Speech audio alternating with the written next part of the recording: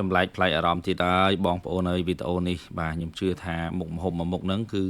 ពិតជាធ្វើឲ្យពុកម៉ែបងប្អូនបាទភ្ញាក់ផ្អើលហើយចាប់អារម្មណ៍ដោយសារតែម្ហូបនេះគឺសម្លម្ជូរបាទកូនកាត់ប៊ូសាសអាយ៉ាឮថាឈ្មោះហ្នឹងក៏ប្លែកដែរបងប្អូនចង់ដឹងថាតើបាទប៊ូនសាសហ្នឹងយើងថាថងម៉េចហើយប្លែករឿងអីបើថាស្លម្ជូរគ្រឿងពោះគោហ្នឹងបាទពុកម៉ែបងប្អូនខ្លះស្លតាំងពីខ្ញុំមិនទាន់កើតហ្នឹងក៏ថាបានដែរព្រោះថាបើវាមានតាំងពីយូរយារណាស់មកហើយអញ្ចឹងណាប៉ុន្តែវាប្លែកវាមានចំណុចពិសេសនៅក្នុងហ្នឹងហើយបន្តិចទៀតបងប្អូននឹងបានដឹងហើយអញ្ចឹងណាបាទហើយឥឡូវនេះបាទអានេះគេអ្នកពុះកសាំងហើយនឹងអាមីគេលាងសម្អាតពោះគោខ្ញុំមកឡៃតែជួសស្រូវនៅខាងក្រោយហ្នឹងបាទពីអ្នកបងប្អូនគេចង់ញ៉ាំណែបាទស្លម្ជូរណែបាទពោះគោហ្នឹងក៏គេទៅរកទិញមកនៅភូមិនេះឯងបងប្អូនអញ្ចឹងក៏បានរៀងក្រាស់ក្រែរបស់គេដែរហើយគេចេះទិញបាទម្ជូរមានម្ជូរកសាំងមានម្ជូរត្មុងអីចឹងណាបាទហើយសម្រាប់ម្ហូបនេះគឺបាទយើងធ្វើយកចិត្តទុកដាក់បន្តិចបងប្អូនព្រោះថាគ្រឿងក្នុងត្រូវតែប្រើគ្រឿងស្រស់អីឲ្យវាស្អាតបាតលាងជម្រះឲ្យបានស្អាតទាំងក្នុងទាំងក្រៅបើមិនចឹងទេវាអាចមានក្លិនណាហ្នឹងហើយនេះបាទអាមីគេយកខ្សាំងមកអាំងមកឆ្អើបងប្អូនព្រោះថាខ្សាំងនេះបើសិនជាយើងយកទៅស្លគឺយើងត្រូវតែឆ្អើបែបនេះដើម្បីឲ្យវាចេញបាទក្លិនពីខ្សាំងមកកាន់តែឈ្ងុយណានឹងហើយសម្រាប់ពោះគោយើងបន្ទាប់ពីលាងស្អាតច្បាច់អំបិលរួចរាល់ហើយគឺបាទយកមកស្ងោរជាមួយនឹងបាទស្ក្រៃស្លឹកក្រូចម្ទេសអីទៀតដើម្បីឲ្យវាកាន់កាត់ជាតិក្លិនណាហ្នឹងហើយនេះបាទខ្សាំងគឺថាយើងអាំងវារៀងខ្លោចបែបហ្នឹងបងប្អូនបាទបានវាឈ្ងុយល្អហើយបន្ទាប់ពីថាអាំងហើយហ្នឹងបាទអាមីគេអ្នកលាងបងប្អូនណាបាទគេលាងគេសម្អាតគេដុសព្រោះថាកសាំងគឺយើងត្រូវតែកោសឲ្យអស់អាខ្មៅដែលយើងបាទយកទៅឆ្អើទៅរោលហ្នឹងបើមិនចឹងទេវាអាចញ៉ាំទៅឈឺពោះអីដែរអញ្ចឹងណាបងប្អូនអញ្ចឹងដុតវាតួទៅអស់កោសលេងចង់ចេញហើយអាហ្នឹងបានរាប់ថាស្អាតណាហ្នឹងហើយនេះបាទខ្ញុំមកចាត់ចែងរឿងគ្រឿងក្នុងបាទពោះគោនេះអូបាទមានច្រើនប្រភេទបាទគេដែរហ្នឹងណាហើយសម្រាប់អានេះគេអ្នកចាត់ចែងបាទទៅលើ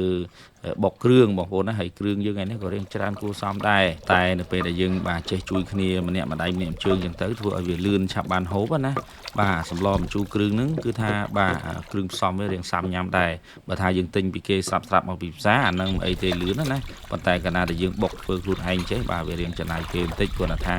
បាទរសជាតិវាបានភ្លាមថ្មីអញ្ចឹងព្រោះថាគ្រឿងផ្សំកាលណាយើងធ្វើបាទរូបធាតុដើមទៅបង្កាត់ទៅយកមកហាន់អីចឹងគឺអូ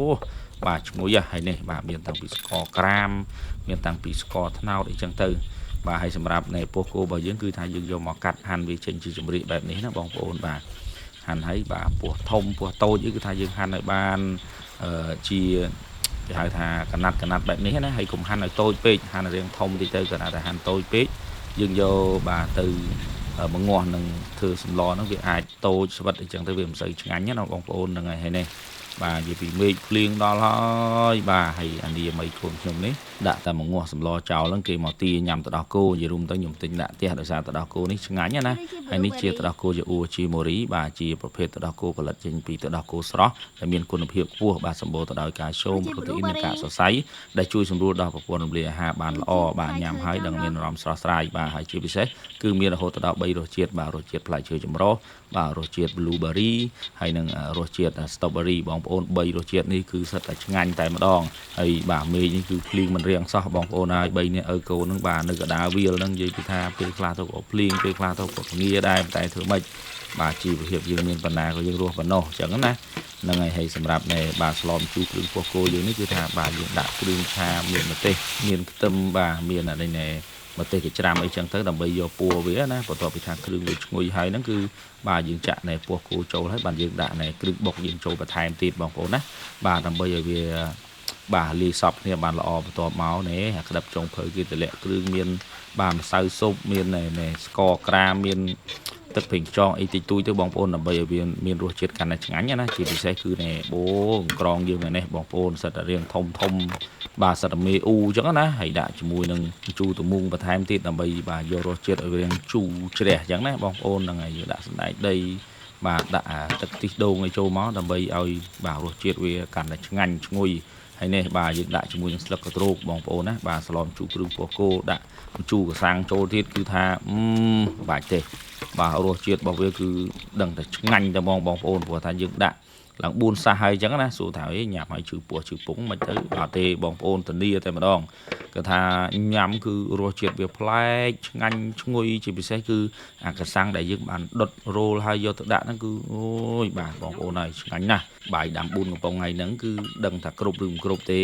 បាទព្រោះថាមីកូនខ្ញុំបើថាបានសម្លមុខម្ហូបឆ្ងាញ់ចេះណាបាទ3ចានហ្នឹងអង្គុយធ្វើមុខទំមឹមអត់ទៅណាទេបាទហ្នឹងនិយាយរឿងមែនណាហើយសម្រាប់បាទខ្ញុំនេះក៏ដូចគ្នាដែរបងប្អូនសម្លម្ជូរគ្រូពោះគោនេះគឺថាញ៉ាំហើយអូយបាទជាតិណាស់បងប្អូនបាទកុំភ្លេចស្លបាទធ្វើតាមគឺរសជាតិពិតជាឆ្ងាញ់មែនហើយជាពិសេសគឺថាបាទឈ្ងុយចេញពីអាខ្សាំងដែលយើងបានអាំងដុតនិយាយពីអូយបងប្អូនហើយបាទឆ្ងាញ់ណាស់ឈ្ងុយទ្រុបហ្មងហើយវាជាក់ស្ដែងបាទមេឃភ្លៀងលឹមទៀតនិយាយពីអូយបាទញ៉ាំឆ្ងាញ់ណាស់សម្លម្ជូរនេះបាទអរគុណជម្រាបលា